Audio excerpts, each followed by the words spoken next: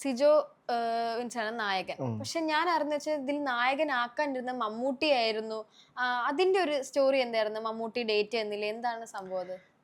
കഥ അതായത് മഹാത്മാഗാന്ധിയുടെ കഥ എഴുതിയപ്പം തന്നെ നമ്മുടെ അത് ഏത് ചരിത്ര സിനിമ എടുത്താലും അതിനകത്ത് മമ്മൂക്കയാണ് എടുത്തപ്പോൾ മാമാങ്കം എടുത്താലും ഏത് സിനിമ എടുത്താലും. പക്ഷേ ഞാനൊരു വലിയൊരു ആദ്യം തന്നെ പറഞ്ഞ വലിയൊരു മമ്മൂക്ക ഫാനാണ് ഞാൻ.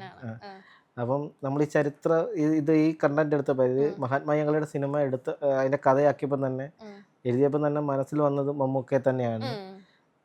അതിനുള്ള വഴികളല്ല, അത് മമ്മൂക്കയിലെത്തുക, ആദ്യമേ മമ്മൂക്കയിലെത്തുക, സ്ക്രിപ്റ്റ് ചെയ്യിപ്പിക്കുക, അങ്ങനെ പല ഘട്ടങ്ങളുണ്ടല്ലോ. ഘട്ടങ്ങളെല്ലാം കഴിഞ്ഞ് കഴിഞ്ഞപ്പോഴത്തേക്കും നമുക്ക് പ്രൊഡ്യൂസേഴ്സൊക്കെ പെട്ടെന്ന് വന്നതാണ്. അതായത് UK യിലുള്ള പ്രൊഡ്യൂസേഴ്സാണ്.